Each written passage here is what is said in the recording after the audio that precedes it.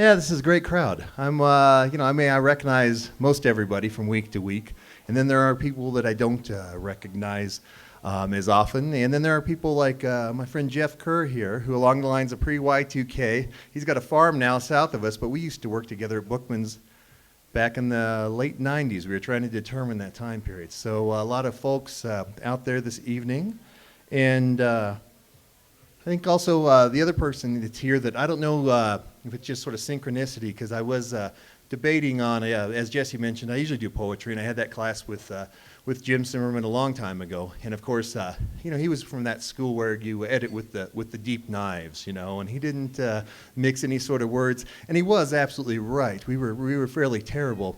And it was funny that he did encourage us, though, both of us to write prose more often. And so I took that as, sure, I'll keep, I'll write that prose, but I'm going to stick with this poetry over here. But actually for tonight, I ended up, I think I'm going to do a little prose piece anyway. And it also mentions the peace activist Bobby Sands is in that essay. And the person that's here this evening is Uncle Don, who is one of my favorite peace activists, and he is here this evening. And so I want to start with a poem in honor of him. He's the one that always was handing out the Peace Please bumper stickers and that kind of stuff that you can find. Uncle Don is here.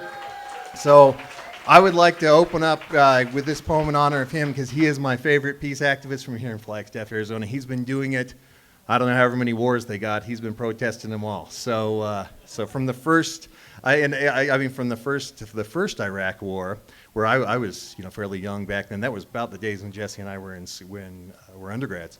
And I remember the way they marketed that with those guys at CNN and really sold it to us. It made you feel like you were the only one against the war, except for Uncle Don.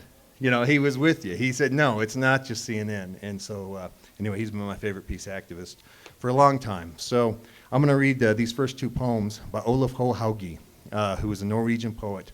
It's translated into English by Robert Heaton, one of them, and Robert Bly by the other. It's Conch. You build a house for your soul and wander proudly in starlight with the house on your back like a snail. When danger is near, you crawl inside and are safe behind your hard shell. And when you are no more, the house will live on, a testament to your soul's beauty, and the sea of your loneliness will sing deep inside. Hauge. Olaf Hauge. Wonderful poet. Ralph Jacobson is sort of the Norwegian poet we all kind of know, where it gets a lot of the translations that you find.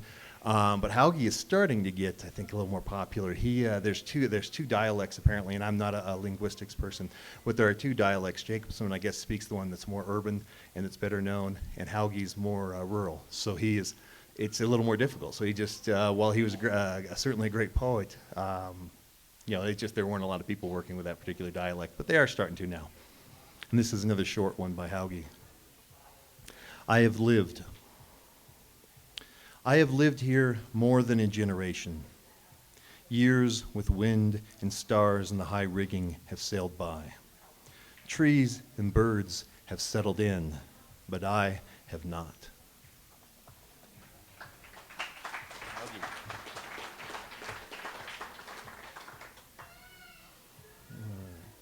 And I'll also do another one by Evan Boland. Are people familiar with Evan Boland?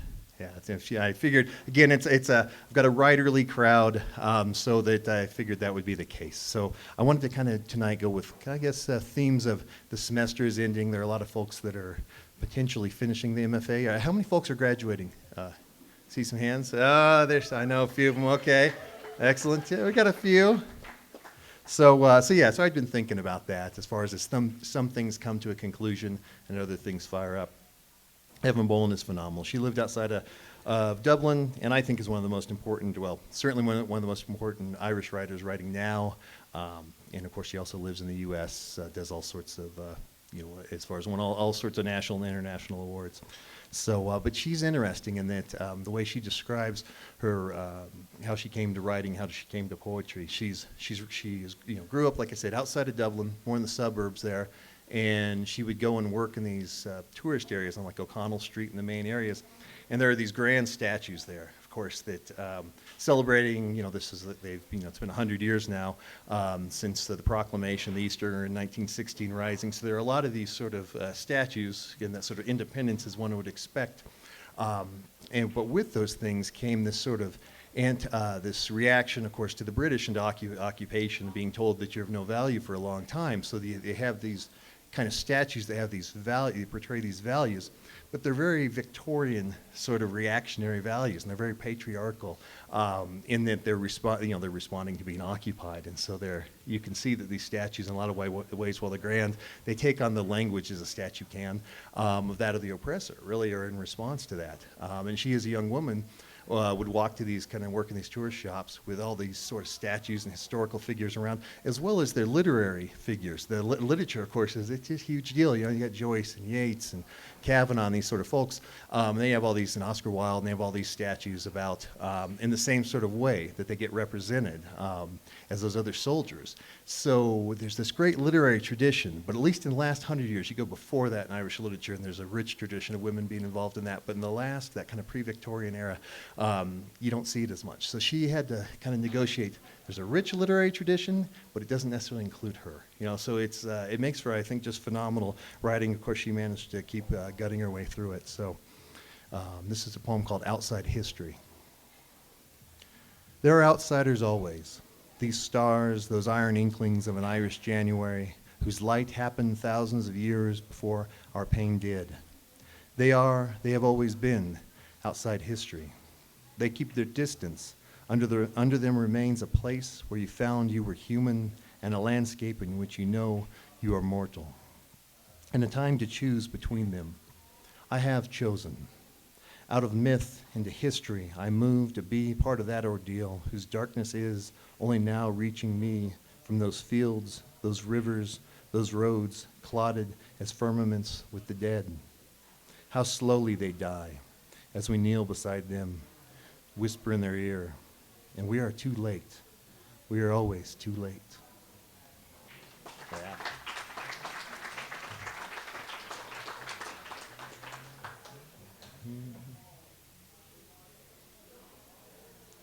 So folks will ask me, a lot of times I've been hanging around this bar and working here for a long time, and they'll ask me, do you get a lot of stories from bartending? Do you get a lot of the stories and things you overhear and interesting things people say?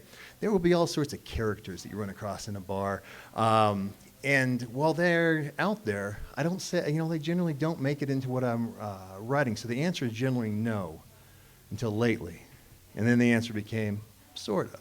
And so I'm working with sort of this barman series, and I have these various stories that pop in and out, but I don't necessarily, it's difficult, of course, to tell someone else's story because you're always telling your own story, and of course, it's poetry, so there isn't necessarily a story going on at all, so these things sometimes don't translate well. But I started this essay that's going to work in that series, so I called this one The Barman's Box. And again, thinking about all you writer types, you probably recognize some of the things I paraphrase and whatnot. Around here, people approach literature the same way they approach a lost and found at a local pub. They call and call, hoping a person, an authority, will answer the line.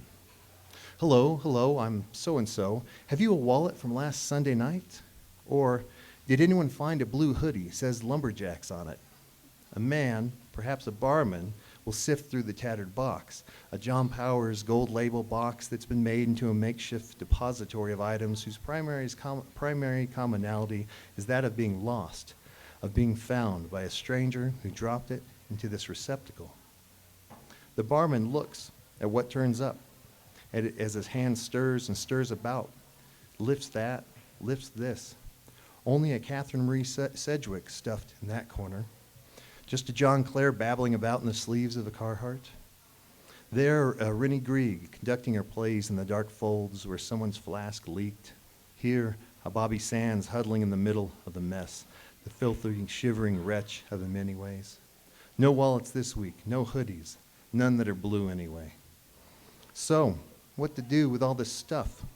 It's lost, always lost, faster than it's ever found.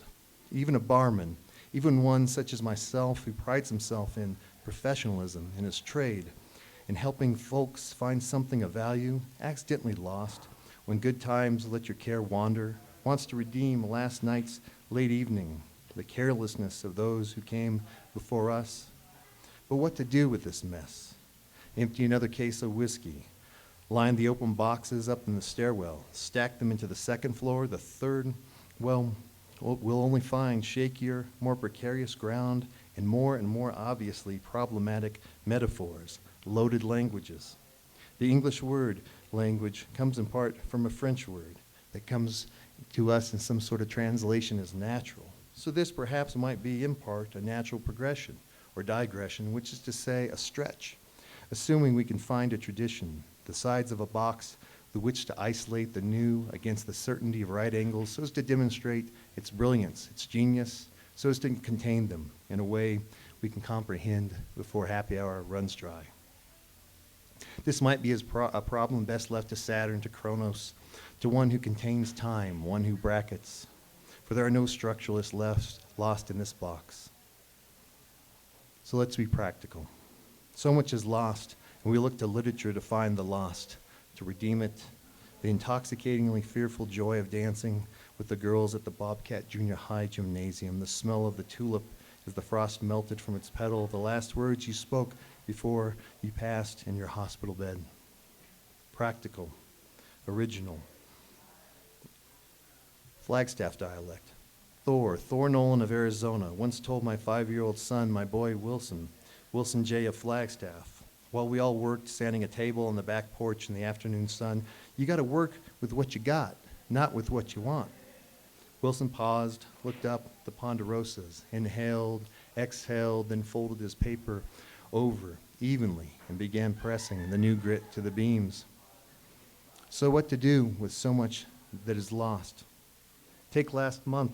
One of the carpenters doing some remodel work at the pub found a wallet with ID, credit cards, and well over $100 U.S. currency. This is a true story. All this is true, of course, right? He put it behind the bar by the cash register with a note explaining his find. From the ID, I gathered up a number, gave a dial, found. Most of the rest goes to Goodwill, where the problem is passed on to others to sort, to categorize, to discard, to still others who've yet to be born. So here's the rub, the practice of the practical, and what this barman has gathered over the years. It's okay to find something, if it's okay to lose something. It's as my Marine father, when figuring out what I should buy, advised me as a child. You can have it. It's okay to have it if you don't mind not having it. The thick syntax pages of Sedgwick's novels, Grieg's ever-severed dialogues, Claire's madcap assonance, they're all fine to have if you can live with them eventually being lost.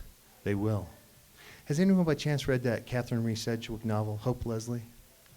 That was one of the ones that, yeah, a few Hope Leslie fans. It's an interesting read. That was one of the ones that was one of the top sellers in the U.S. If you go back a few hundred years.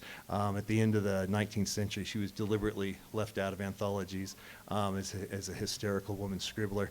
But in her day, she was actually celebrated and a top seller, and celebrated as an American answer to the Bronte sisters. You know, that as far as there was certain pride and nationalism that was associated with her.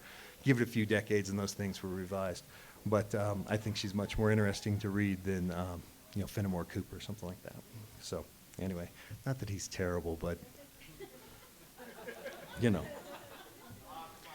Yeah, he's not. He's just not good. And I mentioned Rennie Grieg. Rennie Grieg's a Belfast a playwright who I think is phenomenal, but has to deal with war and things like that. Of course, John Clare is the crazy one from the Romantic period, right? The English Romantic period.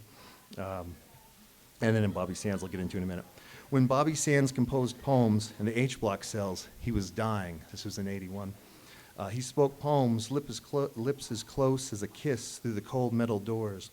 The sole purpose of those strophes was to sing to his fellow political prisoners down the hallway, to comfort their souls, to bring respite to their tortured bodies. None of those lines were planned to survive beyond the long nights onto which they were spoken. When Bobby Sands died in May of 1981, beaten and starved to death, there was a breath, a pause, a caesura of sorts onto which other prisoners who did make it could smuggle those poems out. Later, during a jailbreak, a few more busted up bodies, a few more lines were freed. In August of 1981, the IRA would print those ragtag verses. As his fame grew, biographies of his struggles as a peace activist, his fight for freedom, also lugged the lyrics along. Naked, wrapped in a blanket, I can't imagine Bobby Sands figuring his poems would last beyond their first speaking. But they did, and they did. Paradoxically, I cling to them with a hypocrite's fist. They too will squirm from that grasp, which is all right. People approach literature the same way they approach a lost and found at a local pub. They call and call, hoping a person in authority will answer the line. Hello, I'm so-and-so, and don't I know it? I am talking to myself again, but I'll press forward a little while longer. Oscar Wilde remarked that his best writing was done in conversation.